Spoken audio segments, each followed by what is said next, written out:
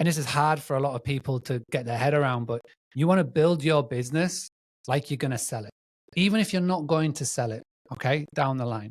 But if you can build a business that is buyable, then you are going to have a fantastic business and a fantastic lifestyle. Because what would a potential acquirer look at a business? They're number one, they look at where the revenue streams are coming from. Welcome to the 10-Minute Mogul podcast. I'm Adam Zucker alongside my incredible wife. I'm Randy Zucker, and we're here to revolutionize your real estate investing journey. We built our success from the ground up through determination, courage, massive action. We created a portfolio of motels, multifamily properties, and renovated over 100 homes. We understand the challenges other investors face and know firsthand how tough it can be to pivot in the real estate game and reach that next level. That's why we developed a powerful method to help you prioritize your time, maximize your life, and build legacy wealth.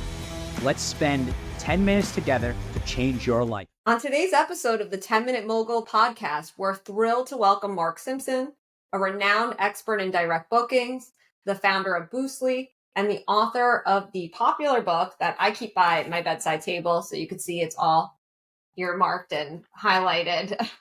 It's got a lot of wear. A lot of wear and tear. I reread it all the time. It's the book Direct Playbook. Say goodbye to OTAs with proven marketing tactics to boost direct bookings. Mark has transformed the way boutique hotel owners like ourselves and Airbnb operators like you out there maximize their revenue by cutting out the middleman, the OTA websites, the Airbnbs, the booking.com websites out there, and to help empower them to take control of their own direct bookings. His revolutionary approach helps thousands, maybe even millions of property owners regain ownership of their business and increase their profitability, all while developing a more personalized brand and guest experience. Mark, welcome. I'd love for you to also introduce yourself and also to share your background. You grew up on a 200-acre bed and breakfast, so you were really born and bred into this hospitality industry. Yeah, no, thank you for a lovely intro. Yeah, I'm one of these rare birds that was just born in this industry. And I've not really known anything else. I've tried to escape as best as I can do.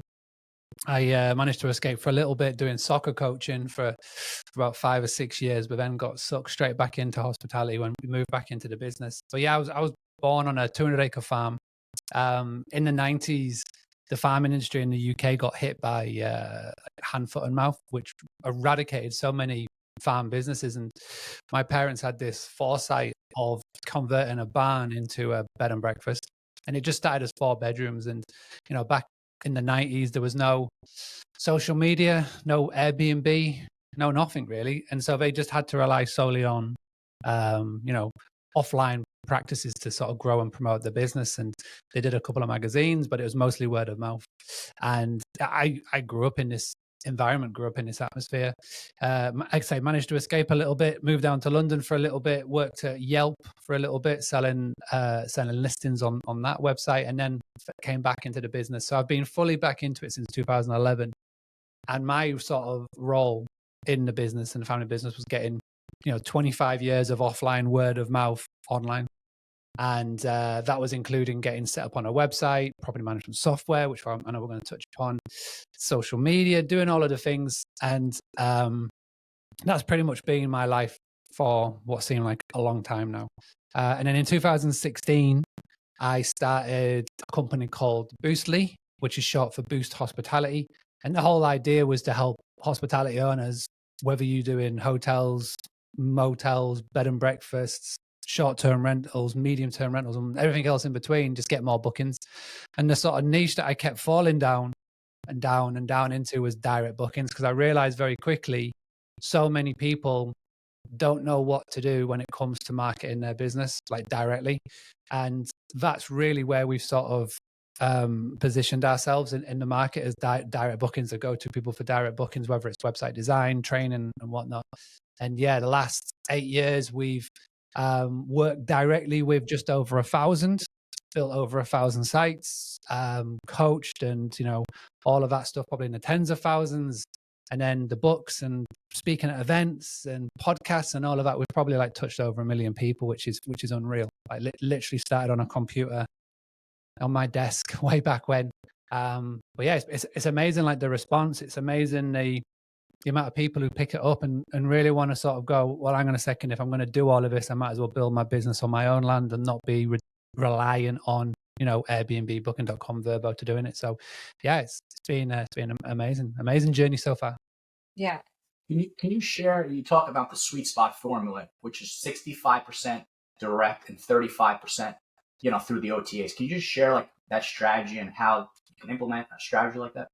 Yeah, I mean, that 65% can be basically the reason why I put 65%. Number one, the biggest misconception is what I talk about is that hosts come to me and go, well, does that mean I have to go cold turkey on Airbnb? Do I have to delete my listings? And I'm like, no, because being 100% direct is as bad as being 100% on Airbnb. Because what happens if, for whatever reason, your direct marketing strategy falters, or you stop getting referrals and stuff, you're screwed, really.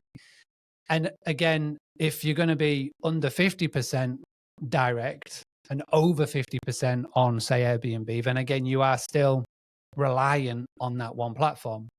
What I talk about a lot, and I've been talking about a lot the last year or so, is, and this is hard for a lot of people to get their head around, but you want to build your business like you're going to sell it, even if you're not going to sell it, okay, down the line.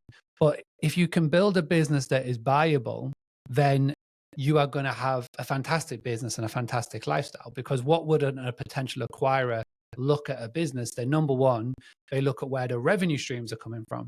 And if you're an acquirer, and if you're looking at a business and 100% of your revenue is coming from Airbnb, then that is a massive red flag, because they would not want to invest and buy a business that all of a sudden could lose the listings, lose all that revenue coming in. They want to have consistent revenue streams.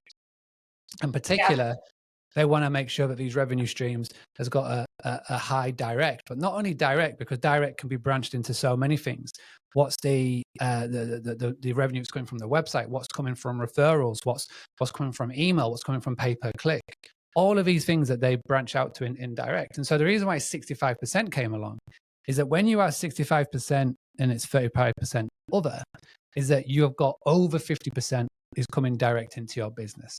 Now, that could be 55, it could be 60, whatever, but 65 sort of sits nicely. And that's where 65-35 sort of comes into. I could have done the very ironic and very niche 80-20 rule, but I think 65% stands out because it is just a little bit different.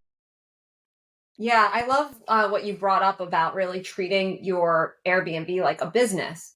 A lot of people listening, they might have a condo or two right now that might be on, a couple of listing websites, but they don't take it that next step where they come up with a name, they come up with a niche, they do, target marketing. So like, for an example, we have Isla Palma, Singer Island. We have our beach property. So like we gave it a name, called it Isla Palma. It has that palm tree feel. And, for branding, we give out like water bottles with our branding. We give out beach balls because we know, based on reading our reviews, people are going there for the beach. And by having this like avatar that which you help these like, mom and pop Airbnb operators develop, it's made us create a brand that then, as we're expanding too, we can then take that brand and buy some more Isla Palmas, and it becomes a brand recognition too. And it's like treating your little Airbnb like a Hilton. Yeah, he has a good phrase. He calls it "your vibe attracts your tribe." Right? I heard you say that a couple times. Yeah, massively. I mean, the main thing about this is that if this Airbnb, let's just call it an Airbnb, you've got one Airbnb and it is not your main source of income. It is literally a third or fourth thing that's on your to-do list. Or if you hire a management company to look after it, then that's fine. You're a hobbyist host. And I don't need to speak to hobbyist hosts because I'm not going to make the impact on you. You are cool. You can just do this as like whatever you want to do it as. The people that I speak to is the next level up, is the professional host, the one who this is their prime source of income. This is the thing that they want to make a career on. This is the thing that they want to grow and maybe sell one day. This is who I speak to. And that can be somebody with one property. That's fine. right? But it's the mindset that you're in. And as soon as you flick that switch, and as soon as you go to, this is what is going to be me, this is going to be my career for whatever many years, then this is who I speak to. And yeah, definitely, like, vibe attracts your tribe, build your house on the land, all the things that I've been saying for like a few years now. That this is literally who the books are for. It's for the podcast and everybody that I spoke to. I mean, the main thing that I can say to anybody who's starting a business, when I first got going, somebody said to me in a Facebook group, and I'll never forget this quote. He said, you want to bury yourself so far down in a niche that there's room for nobody else. And that has always stuck with me. And I've definitely implemented that with Boostly. We definitely implemented that with the Granary, which was our farm stay accommodation business. And it's what I see now so many people in the hospitality world doing. And definitely it's like, if you're talking about Mystic Meg putting your cap on to look towards the future, the businesses and the business owners that bury themselves so far down in a niche within the hospitality game, within the Airbnb game, within the whatever game, you are going to win. And that's like, I think that's maybe the one takeaway you can have from listening to this podcast. If you enjoyed this episode, stay tuned. Part 2 coming out in a few days.